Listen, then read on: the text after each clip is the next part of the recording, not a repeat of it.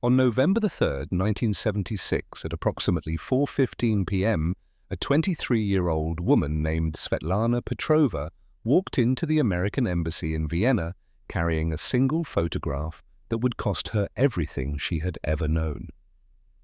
Svetlana was a junior translator at the Soviet Ministry of Culture. She had been born in Moscow in 1953, the daughter of a factory supervisor and a textile worker, and had grown up in a communal apartment on Leningradsky Prospect where 3 families shared a kitchen and a single bathroom. Her childhood had been unremarkable in the way that most Soviet childhoods were unremarkable. Young pioneers' meetings on Saturdays, school lessons emphasizing collective achievement over individual ambition, summer weeks at pioneer camp in the countryside outside the city. She had shown aptitude for languages. By 18, she spoke fluent English and passable German. The Ministry of Culture had recruited her straight from Moscow State University's Institute of Foreign Languages in 1974. Her work involved translating correspondence between Soviet cultural institutions and their Western counterparts, preparing briefing materials for ministry officials traveling abroad, and occasionally serving as interpreter at receptions for visiting delegations. It was ordinary work. Svetlana lived with her mother in the same communal apartment where she had been raised. Her father had died in an industrial accident in 1968 when she was 15. Her younger brother Alexei, now 16, occupied the second narrow bed in the room the family had been allocated decades earlier. Every morning she took the metro to the ministry building on Kitaygorodski Proyezd. She ate lunch in the ministry cafeteria. She returned home each evening to help her mother prepare dinner. On weekends, she sometimes attended the ballet or met friends at a cafe near Gorky Park. She had dated a fellow student at university, but the relationship had ended after graduation when he received an assignment in Leningrad. The photograph had entered her life 6 days earlier. On October 28th, she had been summoned to an office on the ministry's 3rd floor for what her supervisor described as a routine security interview. These interviews happened periodically. Questions about foreign contacts, requests for clarification about translated materials, reminders about protocols regarding classified information. Svetlana had undergone 2 such interviews in her 28 months at the ministry. She had expected a similar conversation. The man waiting in the office introduced himself as Major Volkov.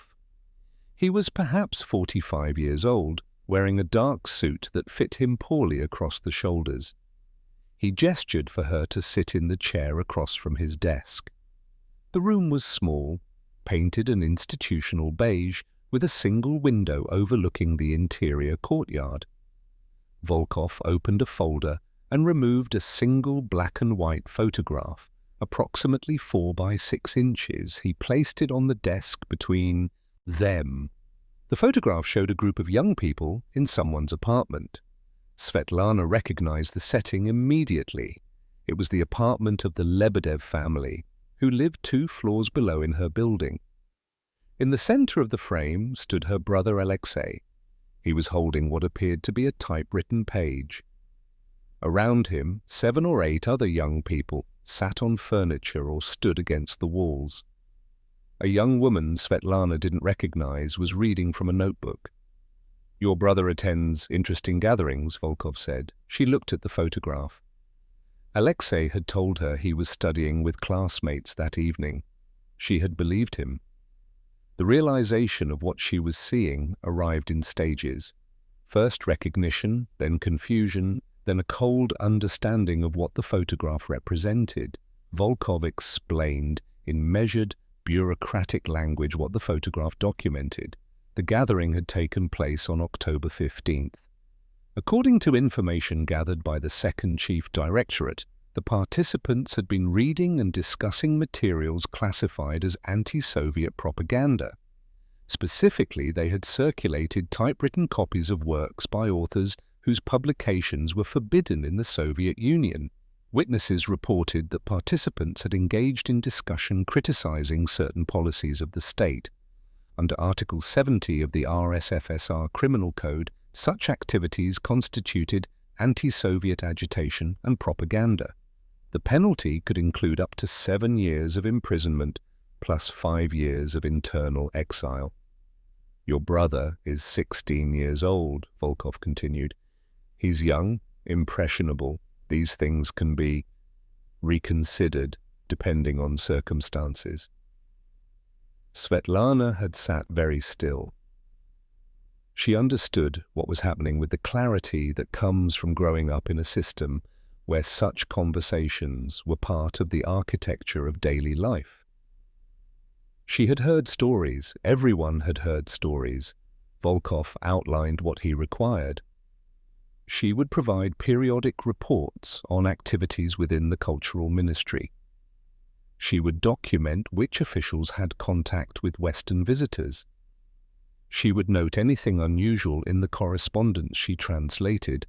The arrangement would be informal, conducted through brief meetings every few weeks.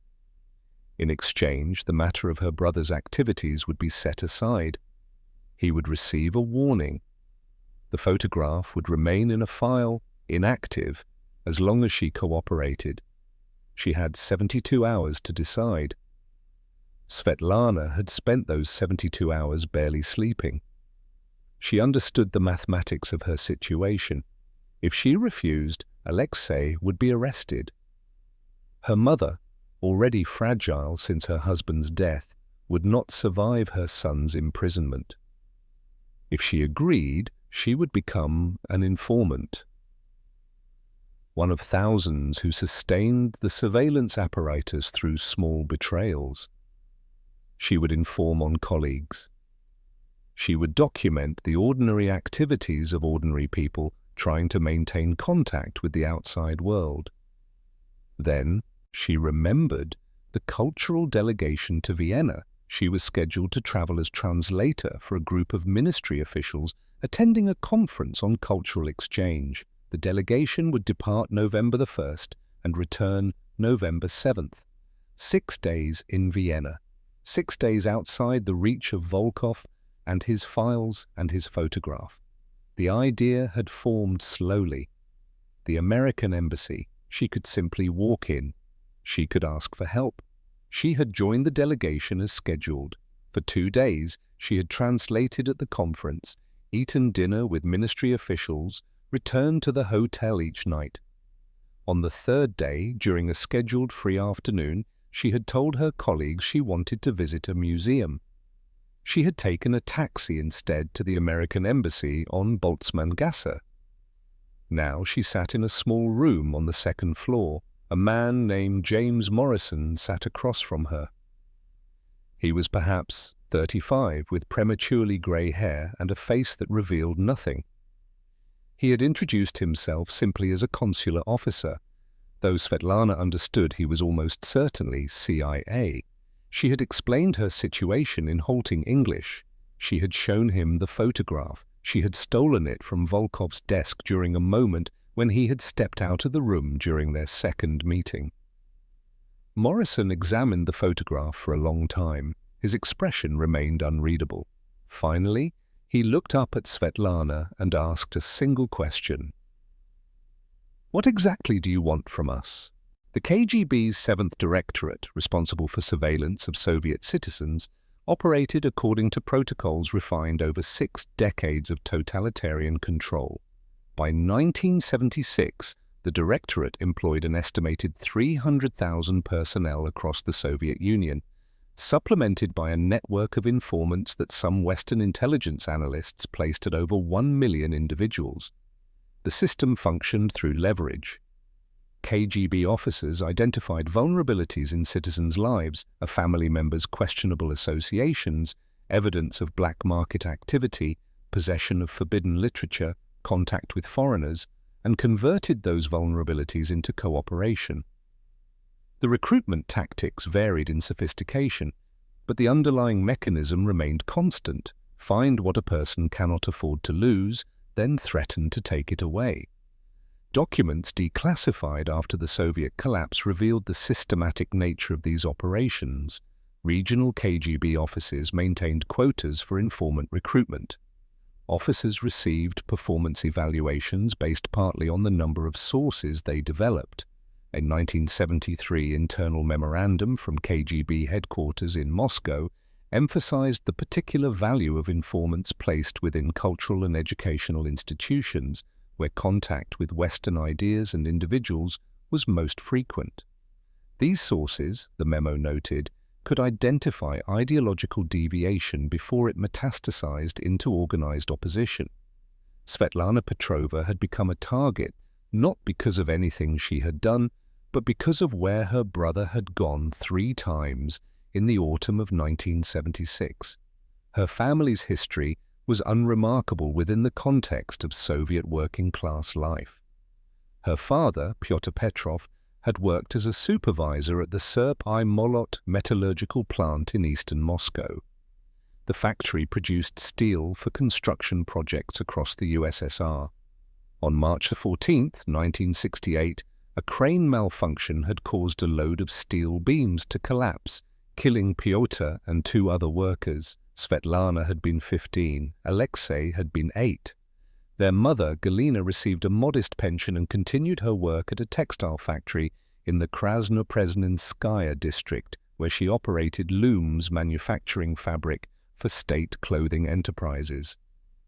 The family had remained in their communal apartment, one room of approximately 200 square feet, sharing facilities with the Lebedev family and the Sokolovs. Alexei had grown up in the shadow of his father's absence. He had been a quiet child, according to neighbors interviewed years later, bookish and somewhat withdrawn. By age 16, he was attending a technical school preparing students for university entrance exams in engineering and mathematics. His grades were strong. His teachers reported no behavioral problems, but he had also begun attending gatherings at the Lebedev apartment 2 floors below his own. The Lebedev's son, Mikhail, was 19 and enrolled at Moscow State University studying literature. Mikhail had access to samizdat, self-published underground literature circulated secretly among intellectuals. The gatherings began in August 1976. Young people would meet in the Lebedev apartment on Friday evenings. They read poetry by Anna Akhmatova and Osip Mandelstam, works officially suppressed. They discussed novels by Solzhenitsyn. They typed copies of essays on carbon paper, producing multiple copies that could be passed from reader to reader. Alexei attended 3 such gatherings, September 17th, October the 1st, and October 15th. The KGB had been watching the Lebedev apartment since early September. A neighbor, possibly Sokolov, from the 3rd room in the communal apartment, though this was never confirmed, had reported unusual activity. 2nd Chief Directorate officers established surveillance. They photographed people entering and leaving. They identified participants. On October the 15th, an officer using specialized equipment photographed the gathering through the apartment window from a building across the courtyard. When the surveillance photographs were reviewed, analysts cross-referenced the faces against internal databases. Alexei was identified through his school registration records. His file was pulled. The KGB discovered his sister worked at the Ministry of Culture with regular access to Western contacts and documents. A case officer named Volkov was assigned to develop the opportunity. The mathematics of coercion worked in Volkov's favor. Alexei's participation in 3 gatherings was sufficient to justify an investigation under Article 70. The fact that he was 16 might reduce his sentence but would not eliminate it. His mother's fragile health, documented in medical records that the KGB could easily access, created additional leverage. Svetlana would understand that her brother's arrest would destroy what remained of her family. She would cooperate to prevent that outcome. Svetlana's position at the Cultural Ministry made her particularly valuable. As a junior translator, she was not senior enough to warrant intensive security scrutiny.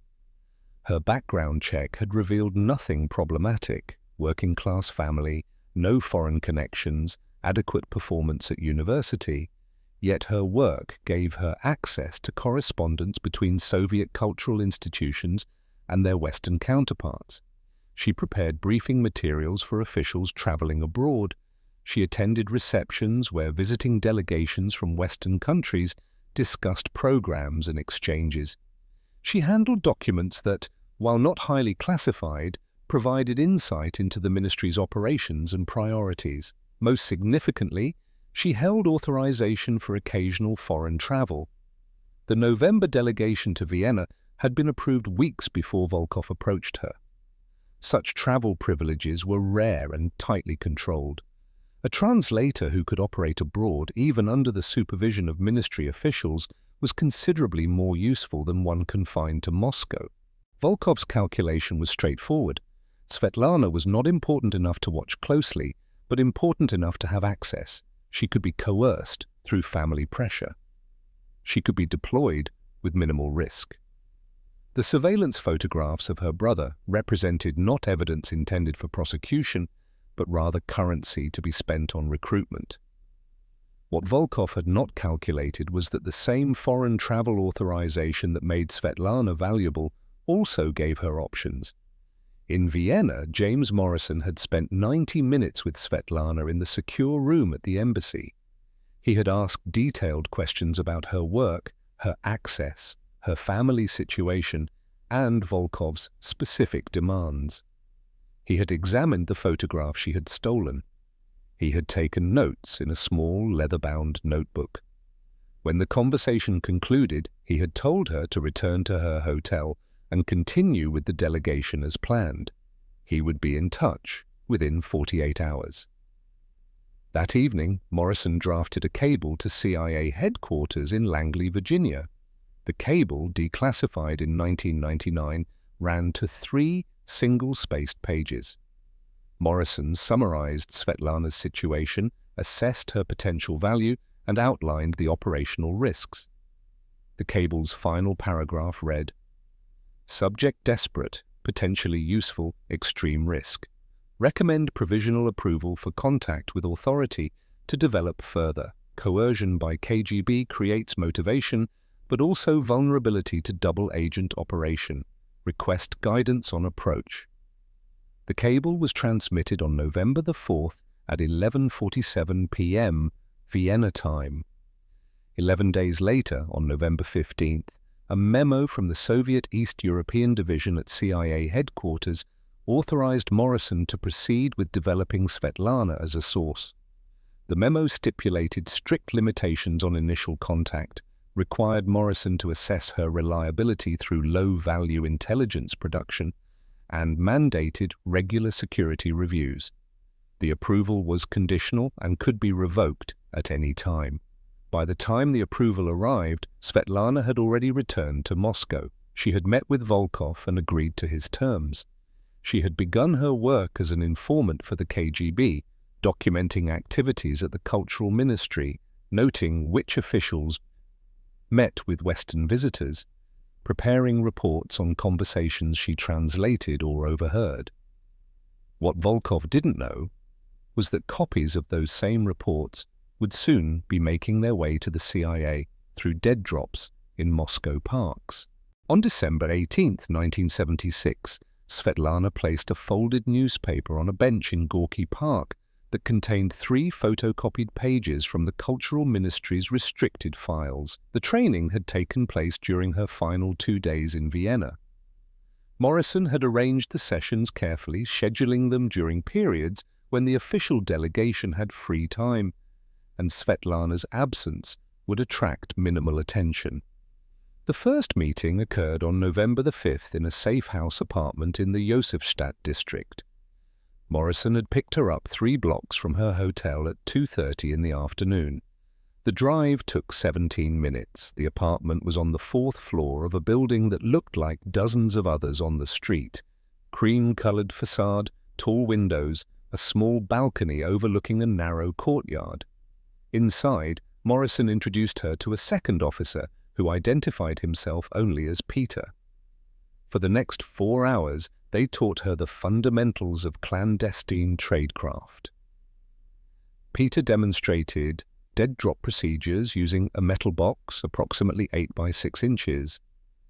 He showed her how to conceal documents inside folded newspapers, how to mark signal sites using chalk or specific arrangements of objects, how to identify surveillance and execute basic counter-surveillance techniques.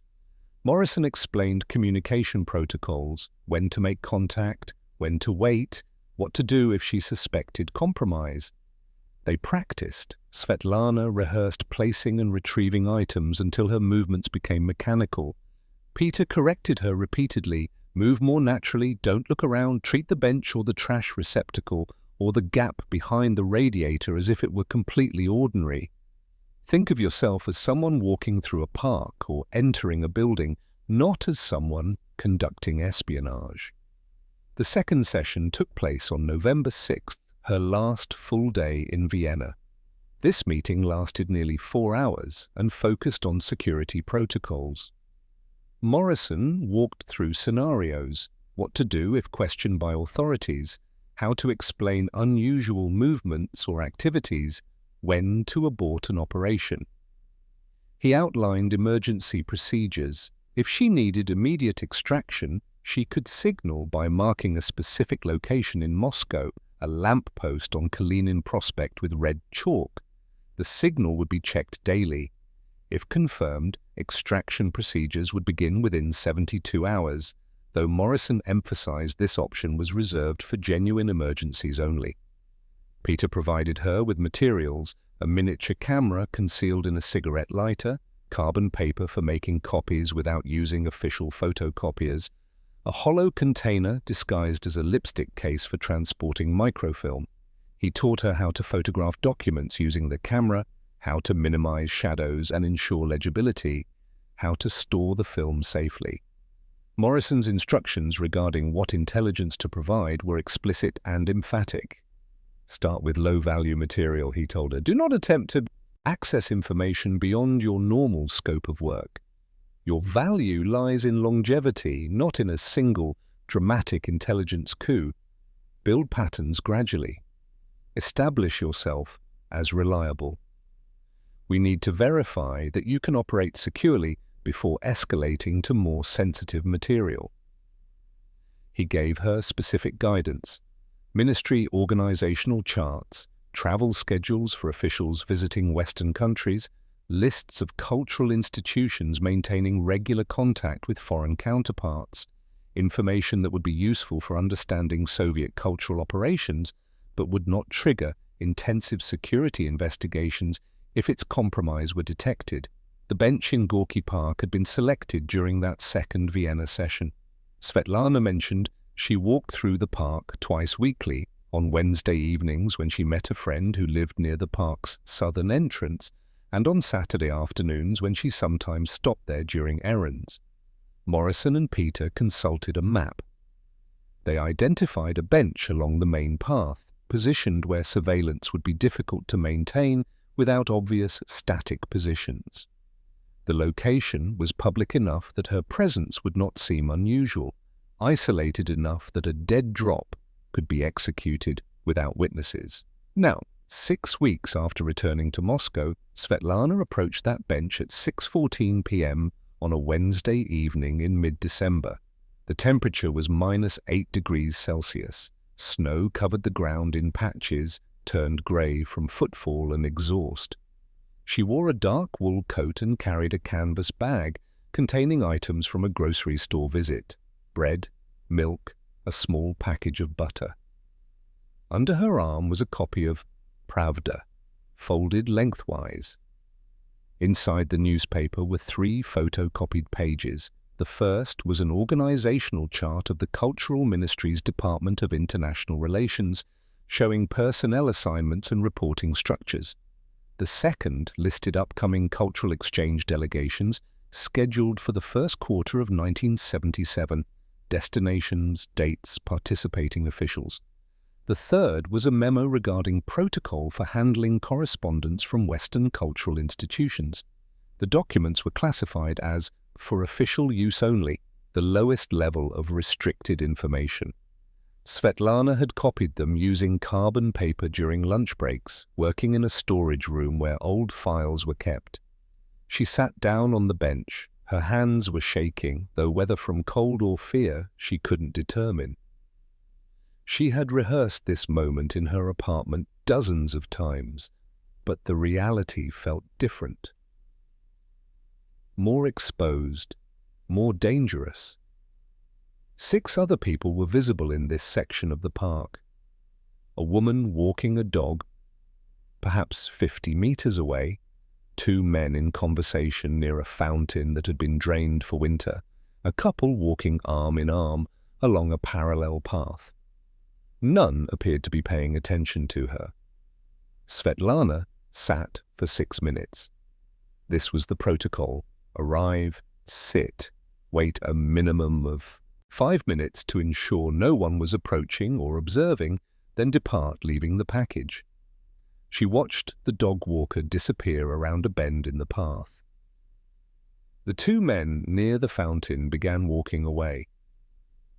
The couple was moving in the opposite direction. At 6:20 p.m., she stood. The folded newspaper remained on the bench beside where she had been sitting. She adjusted her bag, turned, and walked toward the park's eastern exit at a normal pace. Her heart was pounding. She resisted the impulse to look back. 23 minutes later, a man in a dark overcoat sat down on the same bench. He remained there for approximately 4 minutes, smoking a cigarette. When he stood to leave, the newspaper was no longer on the bench.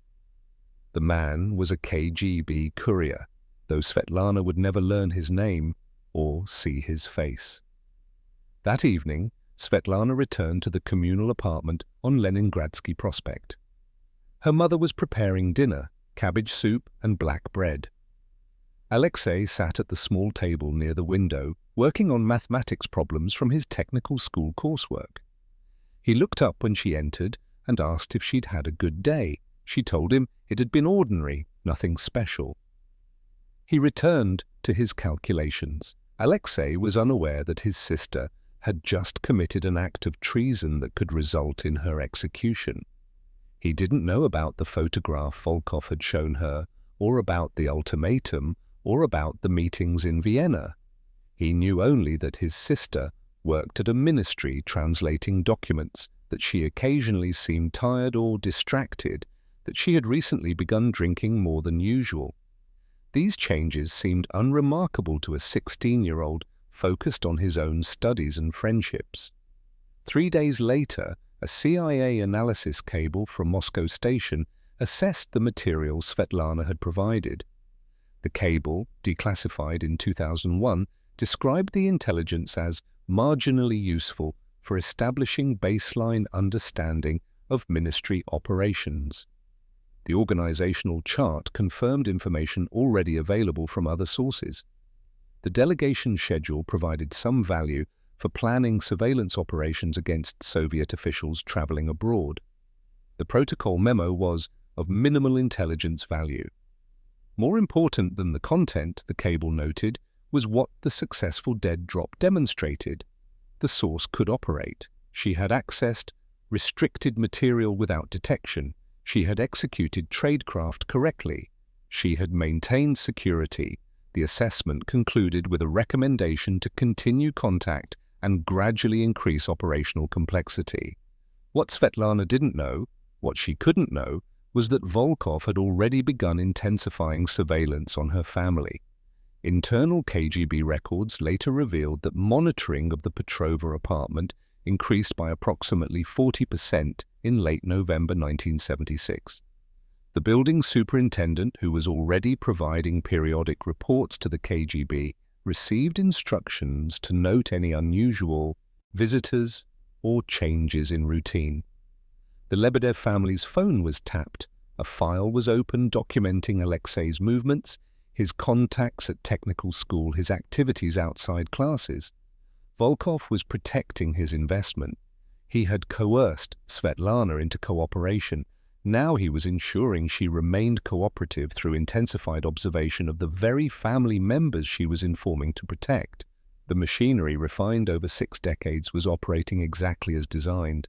For 8 months, Svetlana Petrova lived 2 lives so completely separated that some nights she could almost forget which one was real. Her daily routine maintained a surface of perfect normalcy. She woke each morning at 7, prepared tea in the communal kitchen while the Lebedev family finished their breakfast, then dressed in her room while her mother and brother still slept. The metro ride to the Cultural Ministry took 35 minutes. She arrived at her desk by 8:30 and spent the day translating documents, attending occasional meetings, eating lunch in the cafeteria with other translators. She returned home each evening, helped prepare dinner, listened to her mother's complaints about factory conditions and neighborhood gossip. Twice a month she met Volkov in a cafe near Pushkin Square, where she handed him written reports on ministry activities and answered his questions about specific officials or upcoming delegations. The other life existed in the gaps. On Tuesday evenings, she marked a signal site, a small chalk mark on a specific section of fence near the Sokol metro station, indicating she had material ready for collection. On Wednesday afternoons, she made dead drops in rotating locations. The bench in Gorky Park, a trash receptacle behind the Museum of Fine Arts, a gap between bricks in a wall near the old Arbat district, a hollow space behind a radiator in the public library on Vozdvizhenka Street. Morrison had given her 12 locations in Vienna. She cycled through them methodically, never using the same site twice in consecutive months. The physical toll became visible by March 1977. Neighbors later recalled that Svetlana looked increasingly exhausted. Medical records from a routine examination at the ministry's clinic in April documented a weight loss of 7 kilograms since her previous checkup, the prior autumn. She had developed insomnia. Some nights she slept only 2 or 3 hours, lying awake in the narrow bed while Alexei snored softly across the room and her mother's breathing rattled from the other bed. She began drinking more. Vodka purchased from the state store, consumed in small amounts throughout the evening to dull the constant anxiety. A co-worker named Irina Markova, interviewed after Svetlana's arrest, described her as increasingly withdrawn, jumpy, like she was always expecting bad news. Another colleague noted she had started smoking, something she hadn't done before. The ministry's personnel file documented 2 instances of minor errors in translation work during the spring of 1977, unusual for Svetlana, who had previously been noted for careful, accurate work. The material she provided to the CIA during those 8 months was precisely what Morrison had requested: low-level but consistent intelligence. Travel schedules for ministry officials visiting Paris, Rome, London, Vienna. Names and biographical details of cultural attachés stationed at Soviet embassies abroad. Updated organizational charts showing personnel changes within the ministry. Copies of correspondence discussing proposed cultural exchange programs. Lists of Western academics and artists invited to participate in conferences or performances in Moscow. In May, she photographed a restricted memo outlining protocol changes for handling Western journalists covering cultural events. In June, she provided detailed notes from a meeting she had translated regarding difficulties Soviet ballet companies faced when touring Western Europe. In July, she copied a report analyzing which Western countries showed the most receptiveness to Soviet cultural initiatives. None of it was highly classified. The documents bore security markings like "for official use only" or "internal distribution," not the higher classifications that would trigger intensive security reviews. But collectively, the material provided CIA analysts with detailed insight into how Soviet cultural diplomacy operated, which officials were responsible for which initiatives, where vulnerabilities or opportunities might exist. CIA assessment cables from Moscow Station, during this period, declassified in 2003, describe Svetlana as reliable and productive within established parameters. A June 1977 cable noted her consistent operational security and accurate intelligence reporting, but a July cable raised concerns. Source shows signs of psychological strain, drinking observed during surveillance, weight loss visible, recommend careful monitoring for emotional instability that could compromise operational security. By August, a more urgent assessment appeared in the files. Source reliable but emotionally unstable, consider termination protocols. While intelligence production remains satisfactory, psychological deterioration presents unacceptable risk of compromise through erratic behavior or stress-induced errors. What complicated Svetlana's psychological state was a relationship that had developed with a co-worker named Viktor Sokolov.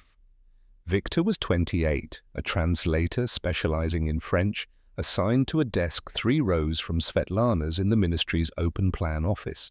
He had begun inviting her to lunch in February. By April, they were attending cultural events together, films at the Dom Kino, concerts at Tchaikovsky Hall.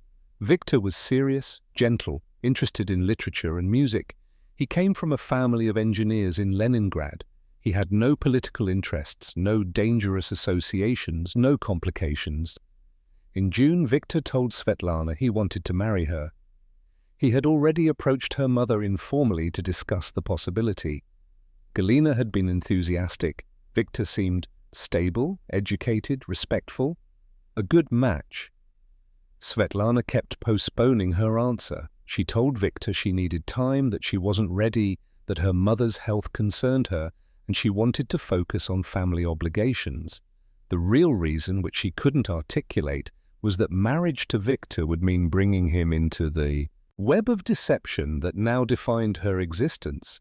She couldn't imagine building a life with someone while conducting espionage. The lies required for her work would contaminate everything else.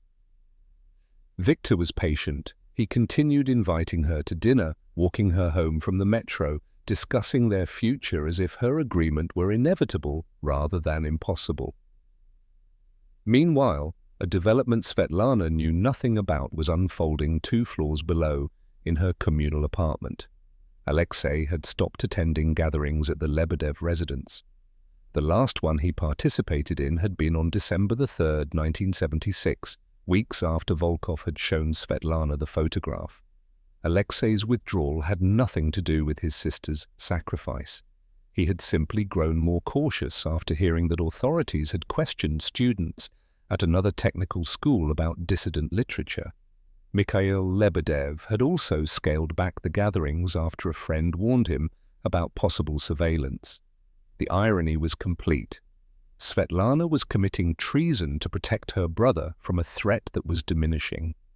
The dissident activities that had provided Volkov his leverage were essentially over. Alexei now spent his evenings studying engineering, visiting approved youth clubs, dating a girl from his mathematics class. The file that Volkov kept on him showed a 16-year-old whose behavior was entirely conventional. But Volkov never told Svetlana that the threat had diminished. He continued meeting with her bi-weekly, continued collecting her reports on ministry activities, continued maintaining the implicit threat that any failure to cooperate would result in her brother's arrest. The surveillance on her family continued. The machinery perpetuated itself. By summer, Svetlana existed in a state of sustained crisis. She was informing for the KGB to protect her brother from prosecution, while simultaneously betraying the KGB by feeding information to American intelligence. She was declining marriage to a man she genuinely cared for because she couldn't imagine sustaining another layer of deception. She was losing weight, sleeping poorly, drinking more, and making minor errors at work that could eventually draw unwanted attention. The psychological pressure had become unsustainable. On August 23, 1977, she made a red chalk mark on a lamppost on Kalinin Prospect. It was the emergency signal Morrison had taught her in Vienna, the signal she was supposed to use only if extraction became necessary or if she faced immediate danger of exposure. It was the first time in 8 months she had requested direct contact with the CIA. The mark appeared at approximately 2:15 in the afternoon. Morrison, conducting routine surveillance of the signal site during a drive through central Moscow, spotted it at 4:47 p.m. 14 hours later, arrangements were in place for an emergency meeting in one of the riskiest locations in the city. The emergency signal, a red mark on a specific lamppost on Kalinin Prospect, appeared on August 23, 1977, and James Morrison saw it 14 hours later during a routine drive. Morrison had been driving his personal vehicle, a beige Volga sedan that attracted less attention than the American Embassy's official cars, along a route that took him past 3 different signal sites the CIA maintained in central Moscow. The lamppost on Kalinin Prospect was checked daily, usually between 4 and 6 in the evening, by whichever officer was assigned to the surveillance rotation. That Tuesday, Morrison had the duty. He spotted the red chalk mark at 4:47 p.m. and continued driving without slowing or showing any reaction. Back at the embassy, Morrison consulted the protocols established for emergency contact with Svetlana. A red mark on that specific lamppost meant she required an urgent meeting within 48 hours. The fallback location had been predetermined in Vienna, the women's bathroom on the 3rd floor of Gum department store between 1 o'clock and 1:30 p.m. on the day following the signal. If Morrison couldn't make that window, an alternative time was set for the same location exactly 48 hours after the signal appeared. The next day, August the 24th, Morrison entered Gum at 12:52 p.m., dressed as a Swedish businessman, a light grey suit slightly different in cut from American styles, brown leather shoes, a briefcase containing Swedish business documents, and a passport identifying him as Lars Bergström, sales representative for industrial equipment. The disguise was minimal, but sufficient for casual observation. His Russian was fluent enough to pass briefly as a Scandinavian with good language training. Gum department store occupied an entire city block facing Red Square. Built in the 1890s, the massive structure contained 3 levels of shops arranged along glass-roofed arcades. On a Wednesday afternoon in late summer, the store was crowded with shoppers, tourists and Muscovites browsing goods that were sporadically available. Morrison moved through the ground floor, paused to examine a display of Hungarian pottery, then climbed the stairs to the 3rd level. The women's bathroom was located near the rear of the 3rd floor, down a corridor past shops selling fabrics and household items. Morrison waited near a bookstall approximately 30 meters from the bathroom entrance. At 1:04 p.m., he saw Svetlana approaching. She looked worse than when he'd last seen her in Vienna 9 months earlier. Thinner, her face drawn, dark circles under her eyes, visible even from a distance. She entered the bathroom. Morrison waited 90 seconds, checked that the corridor was momentarily empty, then followed her inside. The bathroom contained 4 stalls and 2 sinks. A woman was washing her hands at one sink. Svetlana stood at the other, pretending to adjust her hair in the mirror. Morrison entered the handicapped stall at the far end, larger than the others, with enough space for 2 people. Svetlana followed moments later after the other woman departed. They had 4 minutes maximum before the situation became too risky. "What happened?" Morrison asked in English, keeping his voice barely above a whisper. Svetlana's words came in a rush. Volkov had contacted her 3 days earlier with new requirements. He wanted detailed information about Viktor Sokolov, her colleague at the ministry. The KGB suspected Victor of maintaining unauthorized contact with Western visitors. Specifically, he had been observed in conversation with a French cultural attaché at a reception in June. Volkov wanted Svetlana to document Victor's activities, report on his conversations, search his desk when possible, identify any suspicious materials or associations. "He knows Victor and I are close," Svetlana said. Her hands were shaking. "He's using that. He wants me to betray someone I—" She didn't finish the sentence. Morrison understood immediately. This was escalation. Volkov was expanding his demands, tightening control, forcing Svetlana deeper into active collaboration.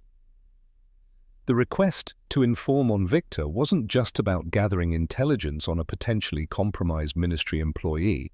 It was about binding Svetlana more completely to her role as informant. "I can't do this anymore," Svetlana continued. Her voice was strained, close to breaking. "I need you to get us out. Both of us, my brother and me. You promised emergency extraction was possible." Morrison had anticipated this moment.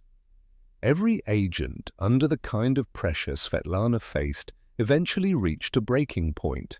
His response had been prepared weeks ago, discussed with his station chief, approved by Langley. "Exfiltration isn't possible right now," he said quietly. "The risk is too high. We have 3 other sources in Moscow whose operations would be compromised if we attempted to extract you. The KGB would intensify security reviews across all ministries. We'd lose access we've spent years developing." Svetlana stared at him. "So I'm supposed to just—" "Provide the information on Victor," Morrison interrupted. "Satisfy Volkov's request. Buy yourself more time. We'll continue monitoring the situation. If circumstances change, if you face imminent arrest, we can reconsider extraction. But right now, the calculus doesn't support it." The silence stretched between them for several seconds. Somewhere beyond the bathroom, a child's voice echoed through the department store corridors. Water dripped from one of the faucets into a sink. "Give Volkov what he wants," Morrison said.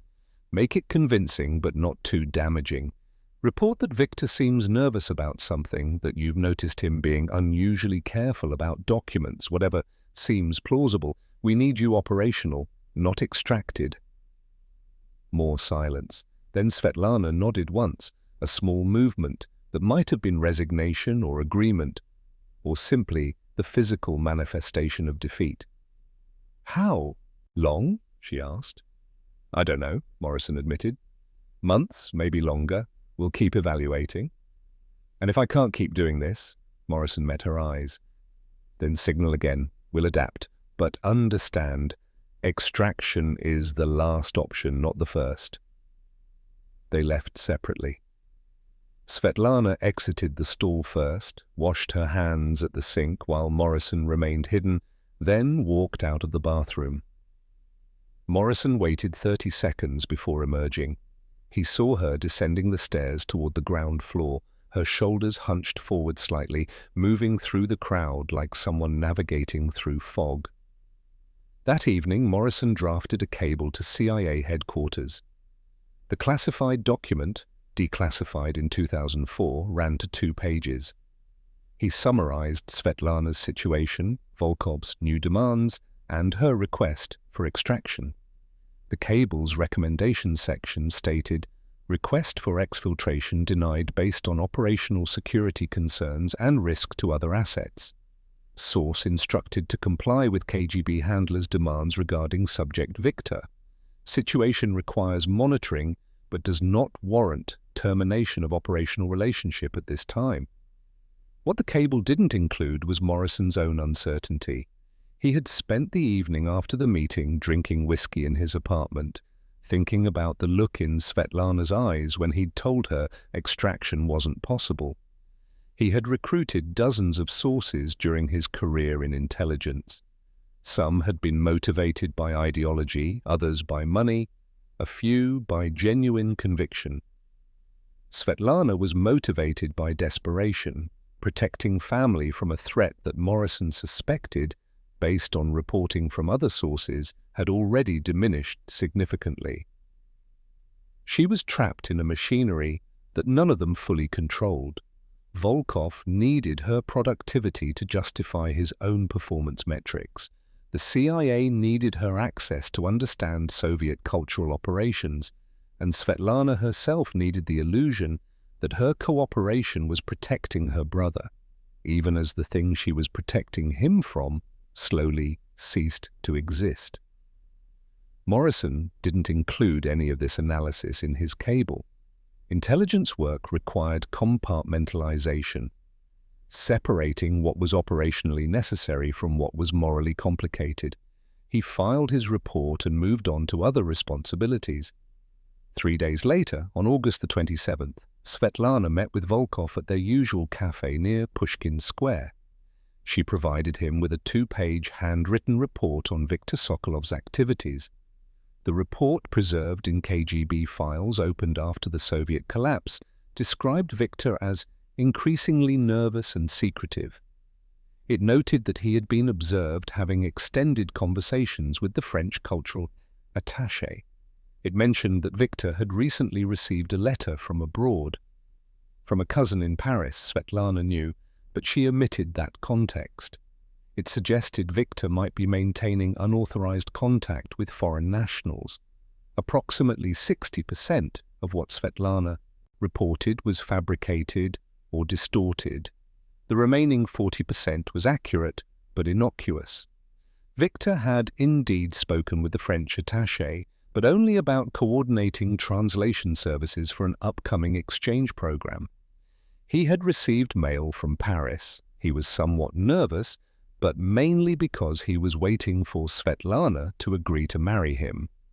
Volkov read the report, asked several clarifying questions, then told Svetlana to continue monitoring Viktor closely. He seemed satisfied. The machinery continued operating exactly as designed. On February 11, 1978, Viktor Sokolov was arrested at his apartment at 6:20 a.m. on charges of maintaining illegal contact with foreign nationals. 3 KGB officers entered the building on Tverskaya Street, where Viktor lived, in a small one-room apartment on the 6th floor. The operation was efficient and practiced. They knocked once, identified themselves, and entered, when Viktor opened the door, still wearing his sleeping clothes. The search lasted 45 minutes. Officers examined his bookshelf, rifled through papers on his desk, opened drawers, checked behind picture frames and inside the toilet tank. They confiscated a box of letters, several books in French, and a notebook containing what they later described as suspicious annotations. Viktor was dressed, handcuffed, and led down the building's narrow stairwell while neighbors watched through doorway cracks, their faces visible in the dim morning light, but saying nothing. Svetlana learned about the arrest at 9:30 that morning. She arrived at the ministry's translation department to find a cluster of colleagues gathered near the windows overlooking the interior courtyard, speaking in hushed tones. Irina Markova turned when Svetlana approached and said, "Did you hear about Viktor? They took him this morning, the KGB." The room tilted slightly. Svetlana steadied herself against a desk. Someone was asking if anyone knew why, what he could have done. Another voice suggested it must be a mistake, that Viktor was harmless, that perhaps it was related to his cousin in Paris. The speculation continued around her while Svetlana stood frozen, understanding with absolute clarity what had happened. Volkov had used her reports. She had given him Viktor's conversations with the French attaché, the letter from abroad, her observations about nervousness and secrecy. The KGB had combined her information with their own surveillance, built a file, constructed a case. The fact that Viktor was likely innocent of any genuine espionage made no difference. The machinery didn't require guilt, it required productivity, arrests, evidence that officers were identifying and neutralizing potential threats. She had done this, her fabrications and distortions, designed to satisfy Volkov's demands while protecting Victor, had instead provided the foundation for his destruction. Victor's interrogation began that same day at Lefortovo prison, a facility in eastern Moscow used primarily for political prisoners and those accused of crimes against the state. Records declassified in 1996 provide a detailed account of the next 11 days. The interrogations lasted between 4 and 8 hours daily. Officers accused Victor of passing information to French intelligence. They presented evidence, the conversations at the reception, the correspondence with his cousin, testimony from unnamed witnesses who claimed to have observed suspicious behavior. Victor denied everything. He explained that his conversations with the French attaché had been purely professional, coordinating translation services. His cousin in Paris worked as a schoolteacher, and their letters discussed family matters, nothing more. The denials were documented in transcripts that record his increasing desperation as the interrogations continued. On the 5th day, the methods changed. The declassified files note only that enhanced interrogation techniques were employed. Victor was beaten. The medical examination conducted after his eventual release documented broken ribs, extensive bruising, and a fractured cheekbone. On February the 19th, after 8 days of detention and interrogation, Victor signed a confession stating that he had maintained contact with French intelligence operatives and had agreed to provide information about Soviet Cultural Ministry operations in exchange for unspecified future considerations. Later analysis of the confession, conducted by human rights organizations after the Soviet collapse, concluded that Victor likely confessed to activities he had never committed. The details were vague, the timeline inconsistent, the specifics unconvincing to anyone examining the document objectively. But in February 1978, the confession was sufficient for the KGB's purposes. Svetlana called in sick the day after Victor's arrest. She told her supervisor she had influenza. For the next week, she barely left her room in the communal apartment. She stopped eating, except for tea and occasional bread her mother forced on her. She slept 16 hours some days, lying in bed staring at the water-stained ceiling, while her mother and brother moved quietly around the apartment, giving her space they assumed she needed to process the shock of Victor's arrest. Galina understood what she was witnessing as heartbreak. Her daughter had been seeing Victor for nearly a year.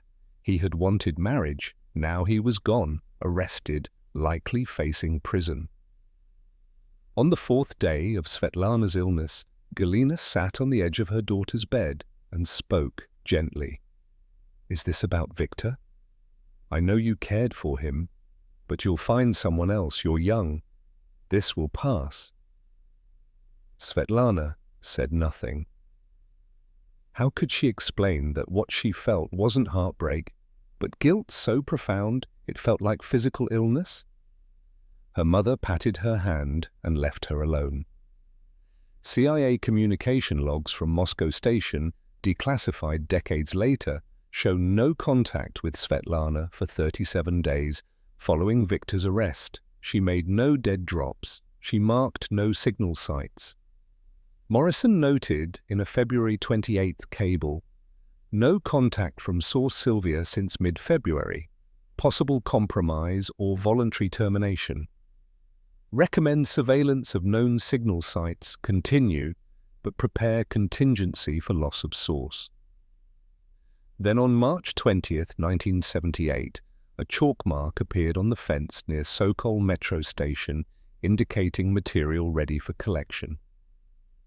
The next day, a dead drop was retrieved from behind the radiator in the public library on Vozdvizhenka Street. The package contained documents unlike anything Svetlana had provided before.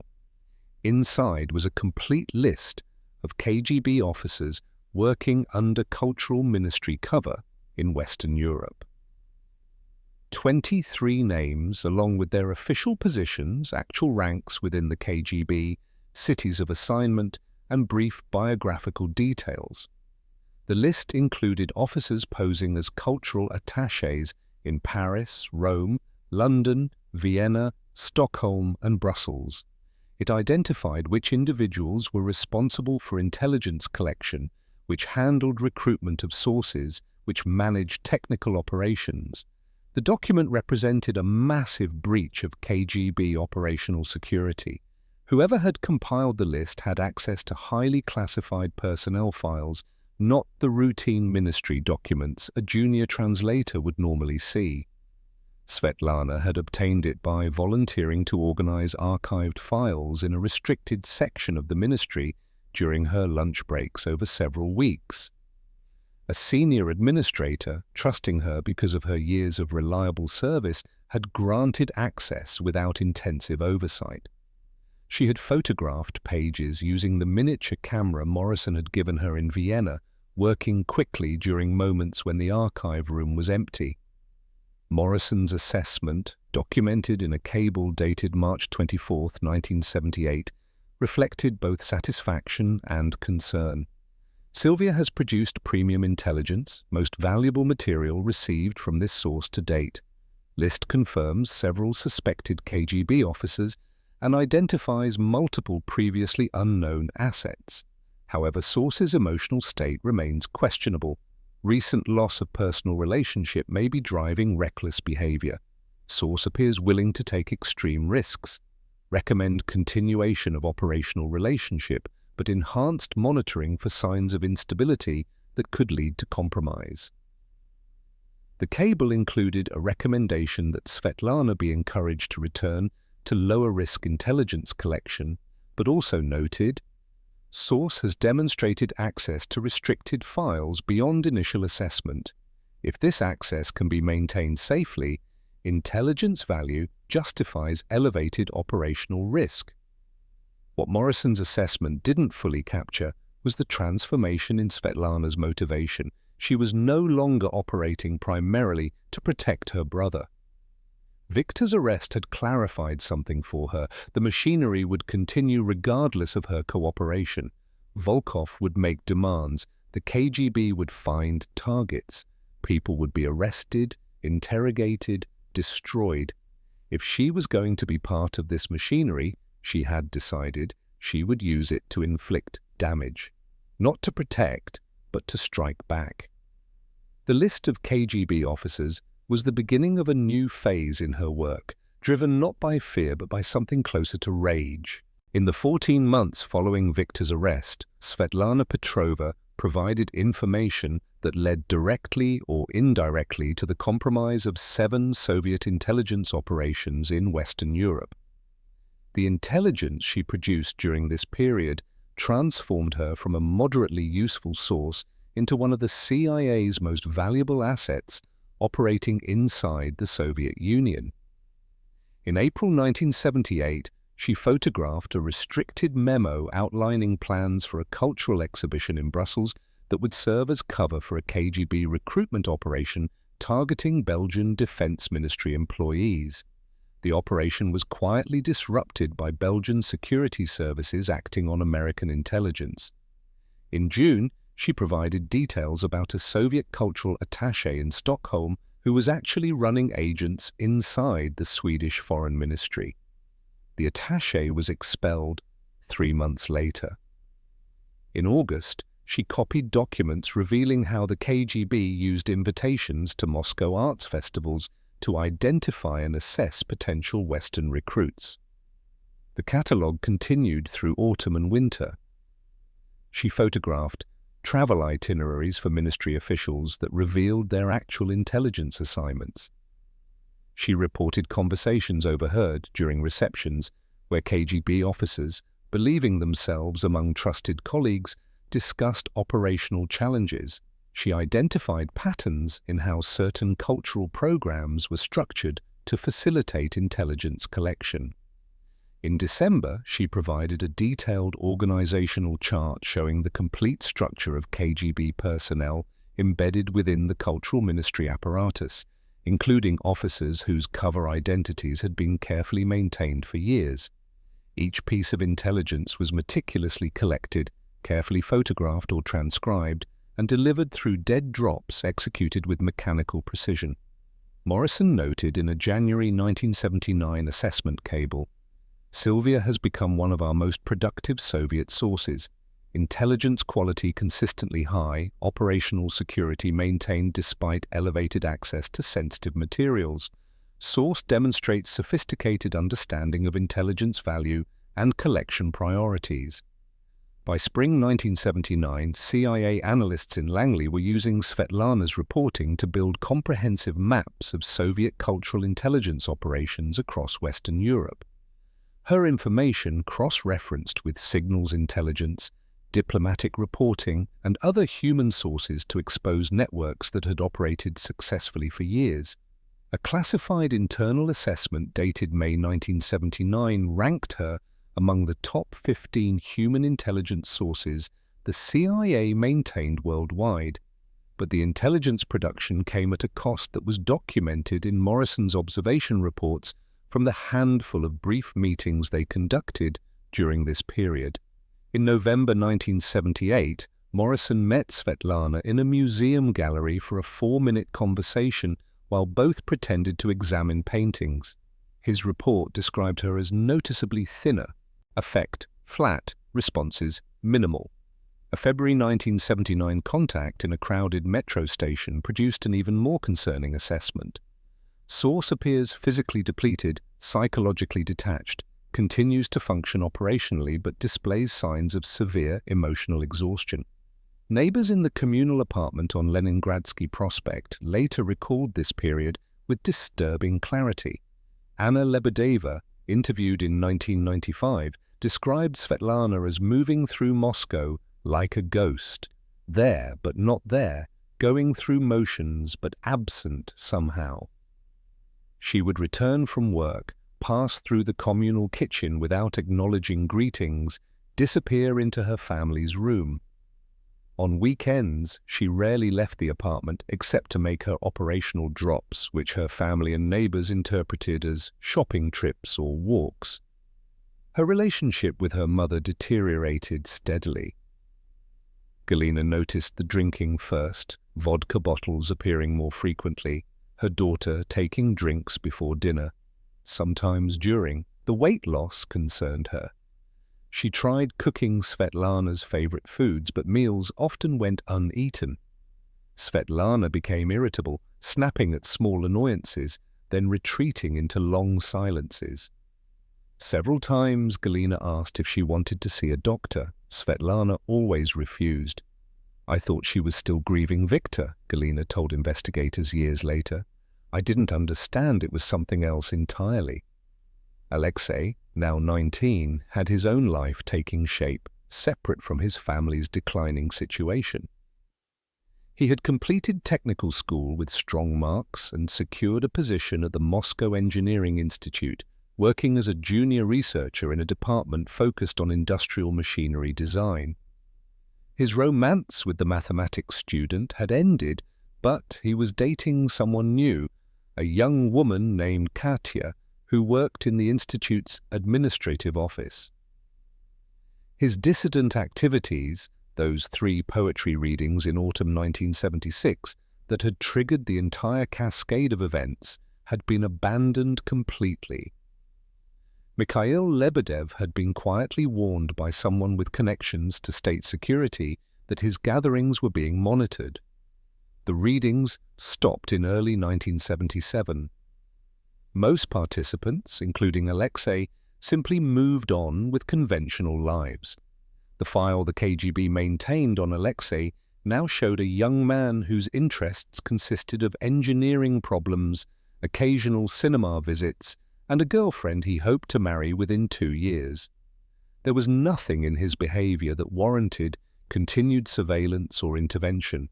The threat that Svetlana had originally been protecting him from no longer existed. The leverage Volkov had used to coerce her into cooperation had dissolved through the natural caution of young people who sensed they were being watched.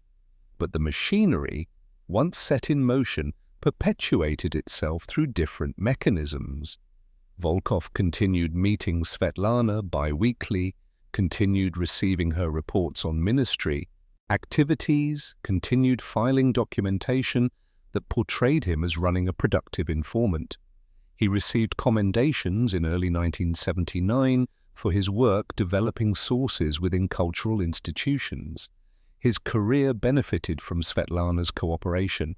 He had every incentive to maintain the relationship, to keep her operating, to never acknowledge that the original justification for her recruitment had evaporated.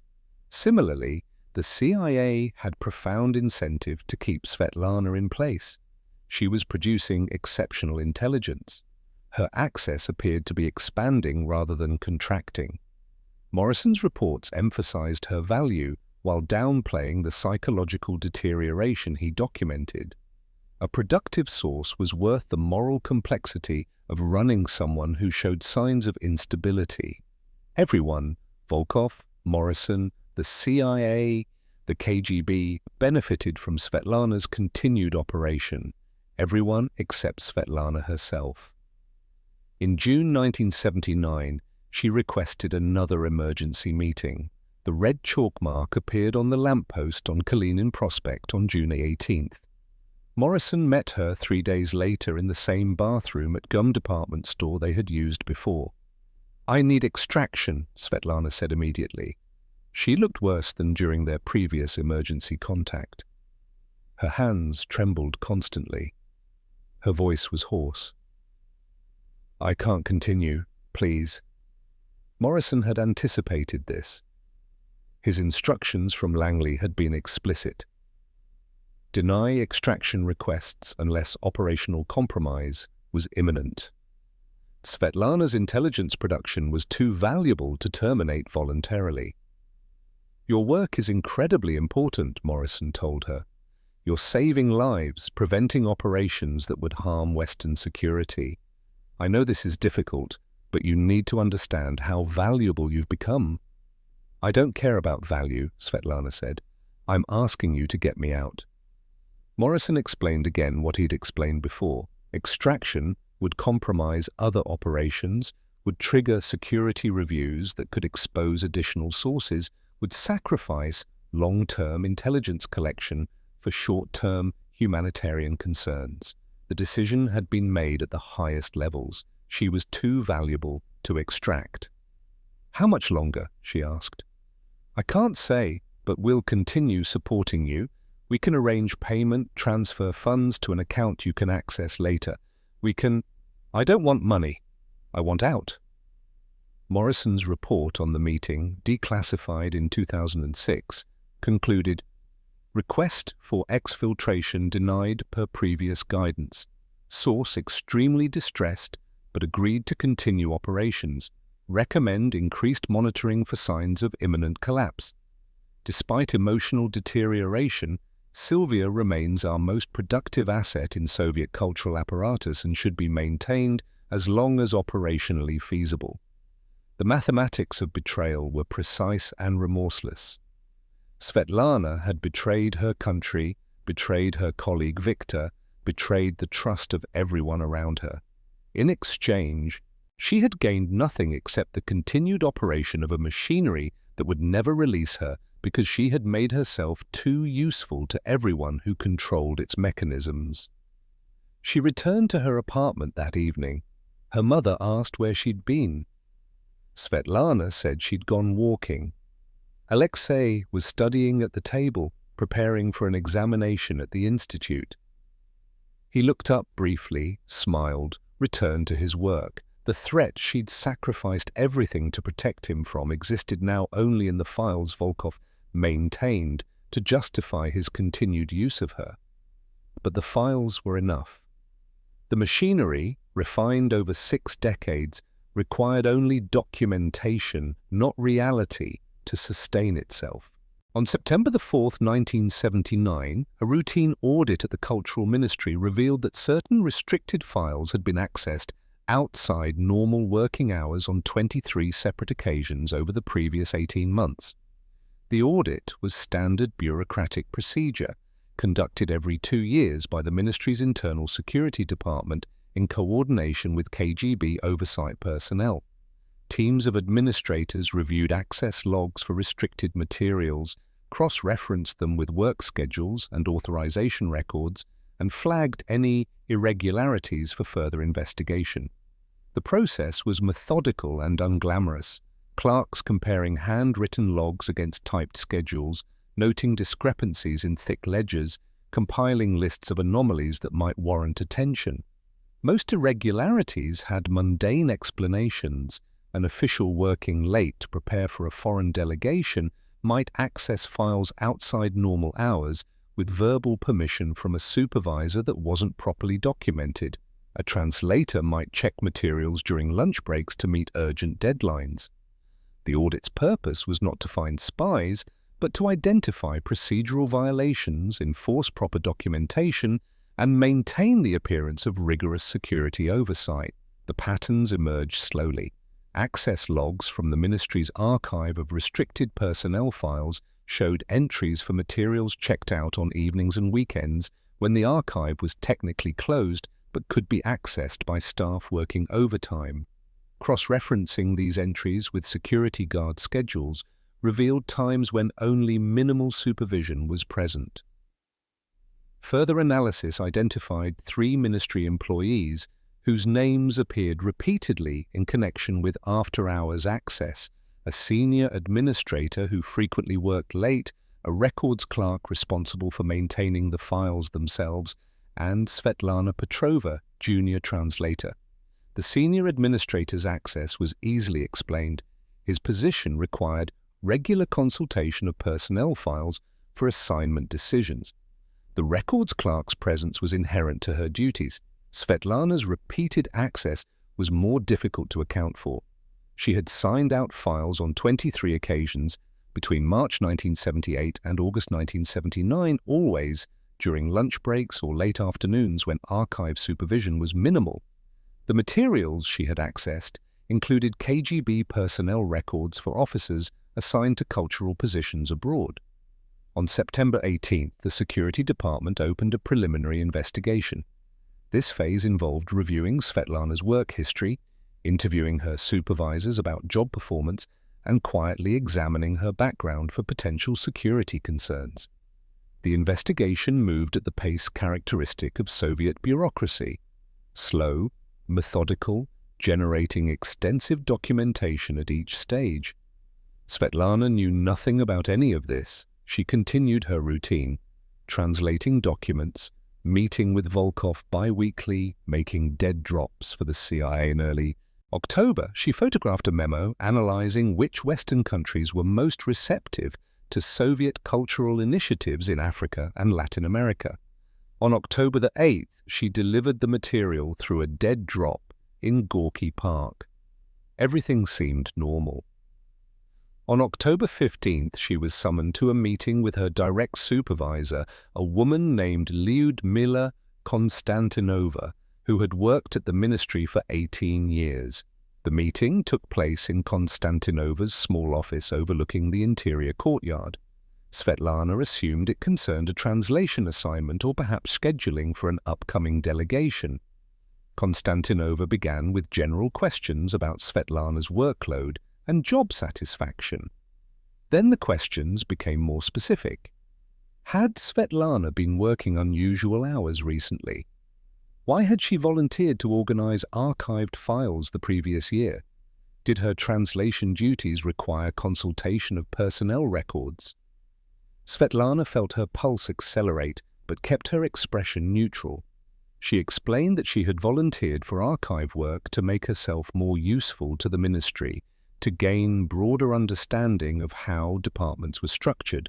The personnel records she'd consulted had been necessary for translating correspondence about staff assignments and cultural exchange programs.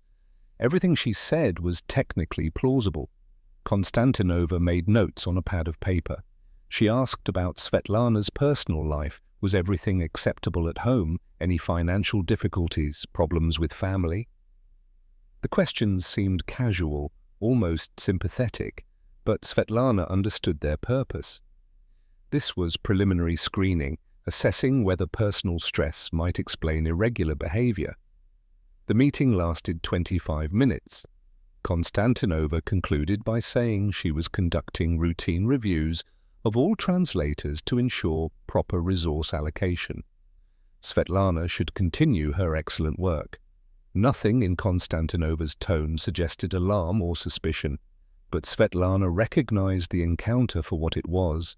The questions about work habits, the focus on archive access, the inquiries about personal circumstances, these were preliminary moves in an investigation. She had seen colleagues questioned similarly before transfers or disciplinary actions. The bureaucracy was beginning to examine her. Over the following 2 weeks, the scrutiny intensified in ways both obvious and subtle. A security officer began appearing periodically in the translation department, observing staff at work. Svetlana noticed her archive access card no longer functioned. When she attempted to use it on October 22nd, the lock didn't open. An administrator explained there had been a temporary suspension of non-essential archive access for security updates. Colleagues mentioned in passing that several translators had been asked to provide updated background information forms. On October 28th, the CIA received warning through a separate source, a mid-level official in a different ministry who occasionally provided information about personnel security reviews. A cable to Moscow station noted, "Source reports, Ministry of Culture conducting internal security investigation, focus on unauthorized file access. No specific names mentioned, but time frame and description suggest possible intersection with Sylvia operations.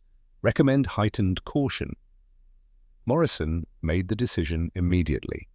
He drafted an urgent cable to Langley recommending cessation of all contact with Svetlana until the security investigation concluded.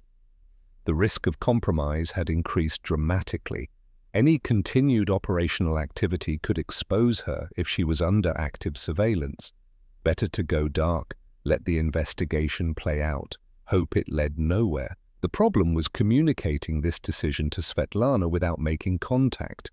Morrison had no safe way to warn her. The emergency signal protocols worked in one direction. She could signal him, but he had no reliable method to signal her without potentially exposing their relationship. He could only hope she would recognize the danger herself and cease operations voluntarily. Svetlana made her last dead drop on November 1st, 1979. She had debated for days whether to continue, knowing something had shifted in the ministry's atmosphere. The locked archive, the security officer's presence, Konstantinova's questions, all of it suggested danger.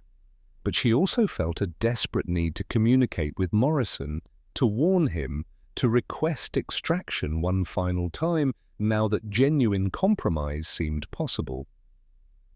The drop location was the gap between bricks in a wall near the old Arbat district. She had used it only twice before, always careful to approach from different directions, always ensuring no one was observing. On that Thursday evening at 6:40 p.m., she walked along the street carrying a shopping bag containing ordinary groceries. She paused at the wall, pretending to adjust her shoe, and slipped a small envelope into the gap. The entire action took less than 15 seconds. Inside the envelope were 3 items. The first was a photographed document showing planned cultural delegations for the first quarter of 1980. The second was a brief typed report on a conversation she'd overheard between 2 ministry officials about difficulties coordinating with KGB officers stationed in Rome. The third item was a handwritten note on a small piece of paper, folded tightly. The note read, "I believe Ministry is conducting security investigation. My archive access has been revoked. Questions from supervisor about work patterns, increased security presence in department, request immediate extraction. I have noticed patterns in when and how materials are moved between buildings that could facilitate exit during evening deliveries, Tuesday and Thursday, between 7 to 8 p.m. Minimal guard coverage at rear entrance. Please advise, I think they know." Morrison retrieved the drop on November 3rd when he read handwritten note, he immediately understood that Svetlana had reached a decision point. She was either about to be arrested, or the investigation would clear her, and the machinery would continue. There was no middle ground remaining. His cable to Langley that evening recommended preparing extraction protocols in case compromise became imminent, but also noted, "Source may be overestimating danger. Soviet bureaucratic investigations often conclude without action. Recommend monitoring situation closely but maintaining suspension of contact unless source signals genuine emergency." The response from Langley came 4 days later. Extraction approval granted only if arrest appeared imminent and if exfiltration could be executed without compromising other operations. Otherwise, maintain distance and observe. By the time Morrison received these instructions, events had already moved beyond the point where observation mattered. Svetlana had made her final intelligence delivery. The machinery she had served and betrayed and been consumed by was preparing to complete its work. Svetlana Petrova was arrested at her apartment at 5:40 a.m. on December 7, 1979, by 3 KGB officers, including Major Volkov, who had recruited her 3 years earlier.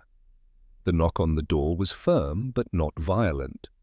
Galina woke first, confused in the pre-dawn darkness. Before she could rise from her bed, the door opened. The building superintendent had provided a key. 3 men entered the small room where the Petrova family slept. One switched on the overhead light.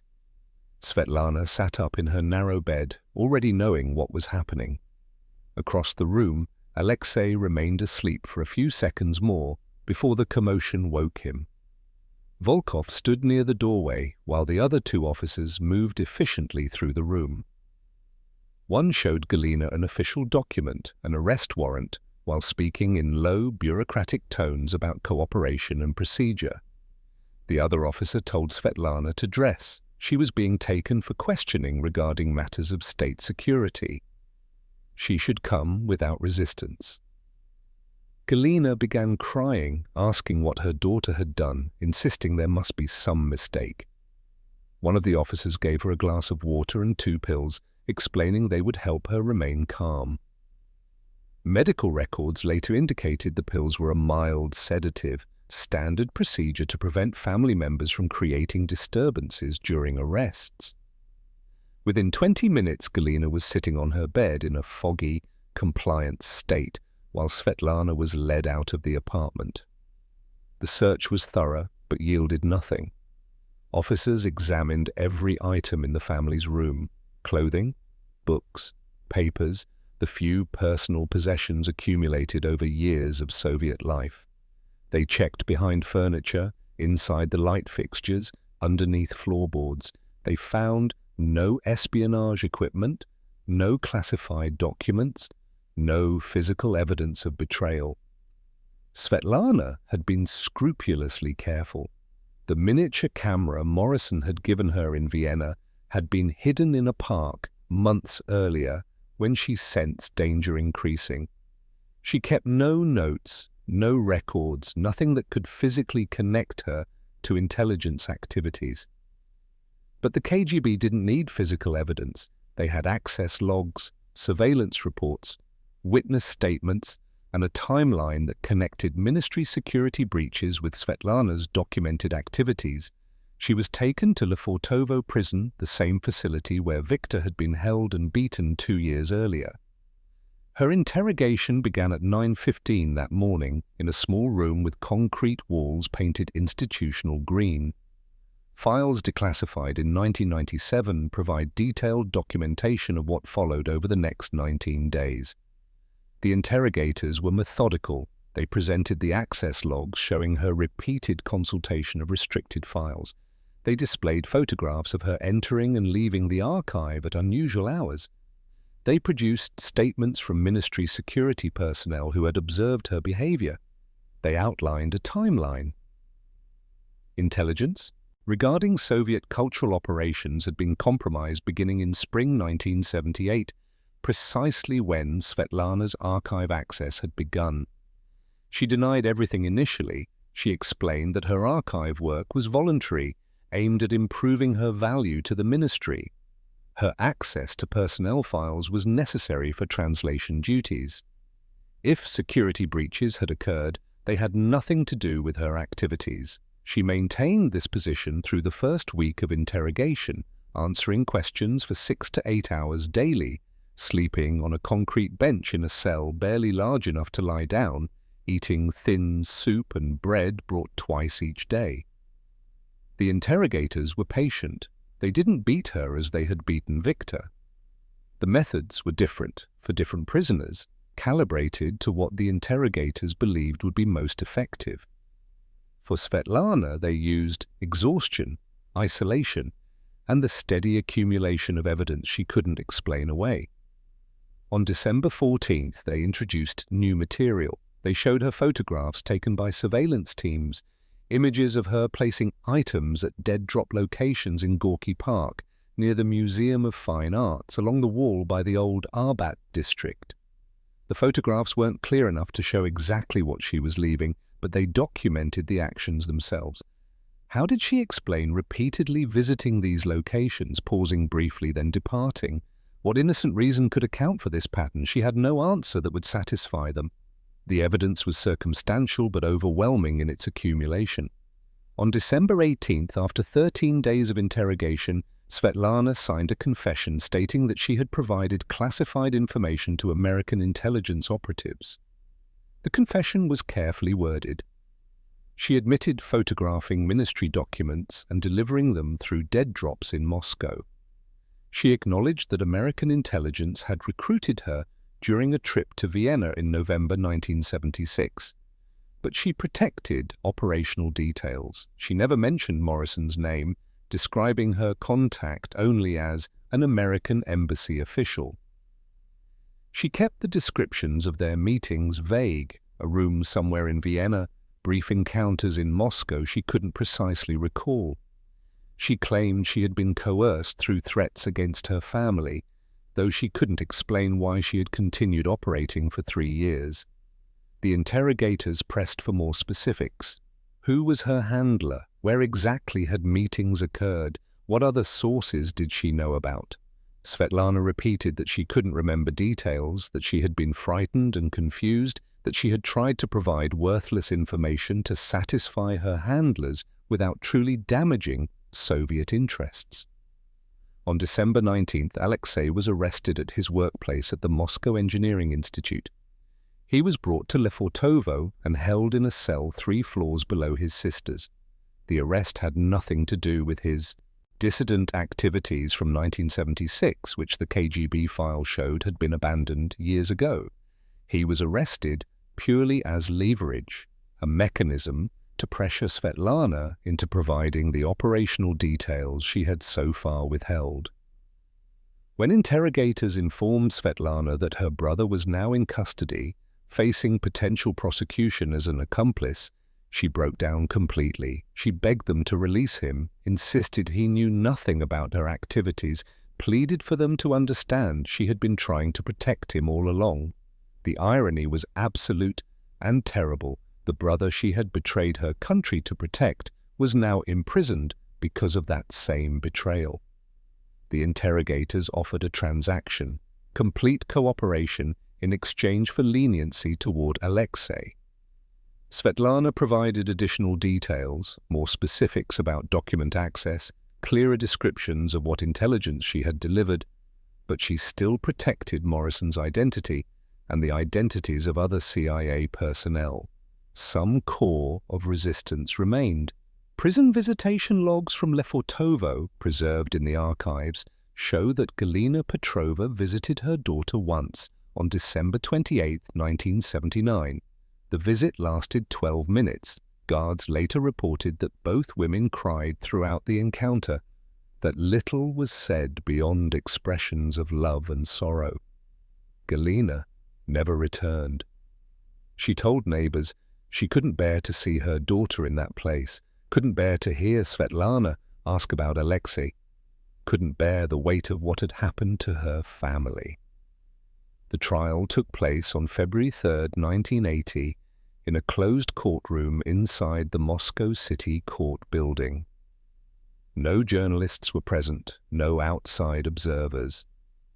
The proceedings were a formality. Soviet trials for state security offenses had predetermined outcomes. Evidence was presented: the confession, the access logs, the surveillance photographs, testimony from ministry officials and KGB analysts. Svetlana's attorney, a state-appointed lawyer who met with her twice before the trial, offered no meaningful defense beyond emphasizing her cooperation during interrogation. The verdict was delivered the same day: guilty of treason under Article 64 of the RSFSR Criminal Code. The sentence was 15 years of hard labor in a correctional colony, to be followed by 5 years of internal exile. The judge read the sentence in a flat, administrative tone that made it sound like a routine bureaucratic determination. Alexei was released 4 days after Svetlana's conviction. He had never been formally charged, only held as pressure against his sister. Upon his release, he was required to sign a document denouncing Svetlana's actions and affirming his loyalty to the Soviet state. The document, preserved in KGB files, contains Alexei's statement that his sister had betrayed the motherland and deserved punishment, that he rejected her actions completely, that he would cooperate fully with state security organs should they require anything further from him. He signed it. What choice existed? Refusal would have meant his own imprisonment, his mother's complete destruction, the annihilation of what remained of his life. The machinery offered no room for noble gestures. Svetlana was transferred to a labor camp in Mordovia in late February 1980. She was 26 years old. She would not see Moscow again for more than a decade, and when she finally returned, she would find that almost everything she had known and loved had disappeared. Years later, following the collapse of the USSR, the question of Svetlana Petrova's fate would become answerable through newly accessible archives and the testimony of those who had known her. She served her sentence at Correctional Labor Colony No. 3 in Mordovia, approximately 500 kilometers southeast of Moscow. The camp housed primarily political prisoners, dissidents, refuseniks, those convicted under Article 64 for treason or anti-Soviet activities. Conditions were documented in human rights reports compiled by organizations that gained access to former prisoners after 1991. The camp operated year-round in a climate where winter temperatures regularly dropped below -20 degrees Celsius. Prisoners worked in furniture manufacturing, assembling wooden items in unheated workshops. Food was minimal: thin soup, bread, occasional porridge. Medical care was functionally non-existent. Prisoners slept in barracks designed for 60 people, but often housing 80 or more.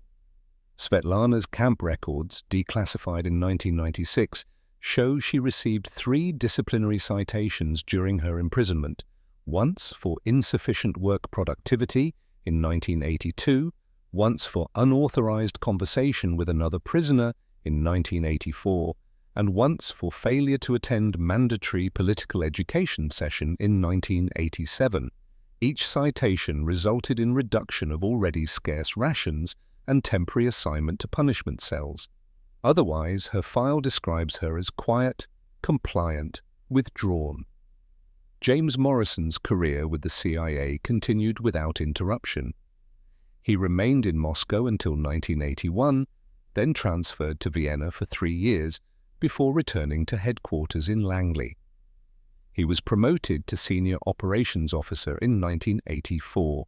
His work included running sources in Poland during the Solidarity movement, managing operations in East Germany before the wall fell, and training junior officers in Soviet operations tradecraft. By the time he retired in 1996, he had received multiple commendations for service. His classified personnel file, portions of which were declassified in 2008, makes no specific mention of Svetlana Petrova, though her case file number appears in a list of operations he supervised. A CIA internal review conducted in 1985 obtained through Freedom of Information Act requests decades later, assessed Svetlana's case with bureaucratic detachment. The three-page memo noted, "Source Sylvia provided valuable intelligence regarding Soviet cultural operations and KGB personnel for period 1976 to 1979. Intelligence product contributed to successful counterintelligence operations in multiple European theaters. Operational security maintained throughout Source's active period. Loss of Source due to Soviet security investigation regrettable, but represents acceptable operational cost given intelligence value produced. No CIA personnel compromised, lessons learned incorporated into training protocols." The phrase "acceptable loss" appeared in the memo's conclusion. Alexei Petrov married in 1982. His wife, Katya, was the woman he had been dating when his sister was arrested. They had 2 children, a daughter born in 1983 and a son in 1986. Alexei continued working at the Moscow Engineering Institute, eventually becoming a senior researcher specializing in industrial automation systems. After the Soviet collapse, when journalists and historians began investigating Cold War espionage cases, several reporters attempted to contact him for interviews about Svetlana. He refused all requests. A former colleague, speaking anonymously to a researcher in 1998, described Alexei as a competent engineer who never discussed his family, never mentioned having a sister, and became visibly uncomfortable if anyone raised the subject. Galina Petrova died on March 7, 1983. Medical records list the cause as heart failure, though neighbors recalled she had simply declined over the previous 3 years, eating little, sleeping poorly, rarely leaving the communal apartment. She had written to Svetlana twice after the trial but received no responses. The labor camp administration did not inform Svetlana of her mother's death until 6 weeks after it occurred, a delay that former camp administrators later explained as standard procedure to prevent emotional disturbances among prisoners. Gorbachev-era reforms began releasing political prisoners in waves starting in 1987. Svetlana was freed in September 1990 after serving 11 years of her 15-year sentence. She was 47 years old, though camp medical records documented conditions, severe malnutrition, untreated dental problems, chronic respiratory issues that made her appear decades older. She returned to Moscow to find the world transformed. The Soviet Union was collapsing. Glasnost had opened previously forbidden topics for discussion. The KGB was being restructured. None of this mattered to Svetlana. She discovered that the communal apartment on Leningradsky Prospect had been reassigned after her mother's death. Alexei, now living with his family in a different district, arranged for her to receive a small room in another communal apartment in eastern Moscow, near the Izmailovo district. She found work as a cleaning woman at a municipal office building. The pay was minimal but sufficient for her modest needs. Former co-workers interviewed years later remembered her as silent, efficient, and utterly unremarkable. She arrived each morning at 6, cleaned offices until 2 in the afternoon, then disappeared. No one knew where she lived. She shared nothing about her past. In 1992, an American journalist named David Hoffman, working on a book about Cold War espionage, located Svetlana through Russian archival research and interviews with former KGB officers. He appeared at her apartment building one afternoon in October. Neighbors directed him to her door. When Svetlana answered, Hoffman introduced himself and explained his project. He wanted to hear her story, to understand her perspective, to document what had happened from her point of view. She looked at him for several seconds without speaking. Then she said, in Russian, "There is nothing to discuss," and closed the door. Hoffman later wrote in his book that he had expected resistance or anger, but what he saw in her face was something closer to exhaustion, the kind that comes not from physical labor, but from years of carrying weight that never diminishes. A neighbor named Vera Sokolova, interviewed in 1995 after Svetlana's death, described her as a woman who looked much older than her years, who watched people with suspicious eyes, who seemed to be waiting for something bad to happen constantly. She never smiled. I tried to be friendly, but she had no interest in friendship. On May 14, 1994, Svetlana Petrova was found dead in her apartment. Another tenant in the communal flat noticed she hadn't emerged for 3 days and asked the building superintendent to check. She was lying on her narrow bed, dressed in her cleaning woman's uniform. The official cause of death was listed as heart failure. She was 41 years old. No autopsy was performed. No investigation seemed warranted. The death received no media attention. A brief notation in municipal records documented the disposal of her remains and the reassignment of her room to another tenant. In 2004, a researcher compiling an oral history of CIA operations in Moscow during the Cold War managed to contact James Morrison, by then retired and living in Virginia. When asked about Svetlana Petrova, identified in the interview only as a Soviet source who died in the 1990s after serving prison time for espionage, Morrison was quiet for a moment before responding. "These operations always have casualties," he said. "That's the nature of the work. We try to protect our sources, but sometimes the situation doesn't allow for it." She knew the risks. We all knew the risks. The researcher asked if Morrison felt any personal responsibility for what happened to her. "I did my job," Morrison said. She did hers. The Cold War was a serious business. You can't run intelligence operations with sentimentality. The question of responsibility is complicated. Volkov coerced Svetlana into betraying her country by threatening her brother, exploiting family bonds to create an informant. Morrison recruited her, used her intelligence production, and denied extraction requests, even as she deteriorated psychologically.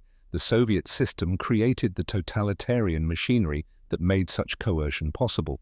The CIA perpetuated operations that prioritized intelligence over individual welfare. But Svetlana herself made choices. She could have refused Volkov despite the threat to Alexei. She could have declined Morrison's recruitment in Vienna. She could have stopped providing intelligence after Victor's arrest. The machinery constrained her options, but it did not eliminate agency entirely.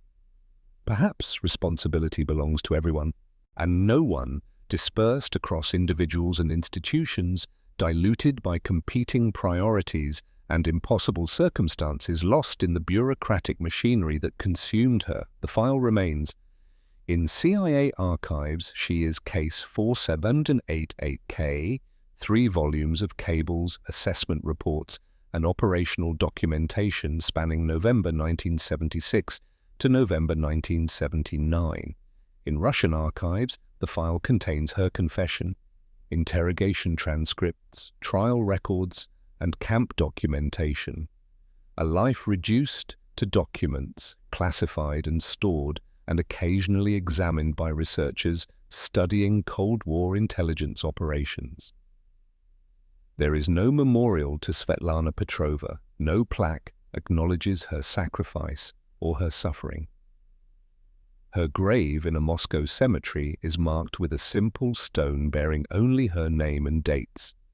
Alexei did not attend the funeral. Her story appears in footnotes of espionage histories, mentioned briefly as an example of a compromised Soviet source, then forgotten. She was one name among thousands in the machinery of the Cold War, a machinery that operated according to protocols refined over decades, that converted human vulnerability into operational advantage, that measured success in intelligence reports rather than human costs. The machinery has been dismantled now, its files declassified, its operations analyzed by historians. But the people it consumed remain gone, their losses tallied as acceptable in the calculations of a conflict fought in shadows and sustained through small betrayals. Svetlana Petrova was 23 years old when she walked into the American embassy in Vienna carrying a photograph. She was 41 when she died alone in a communal apartment in Moscow. Between those 2 points, espionage, imprisonment, survival, and a silence that lasted until the end.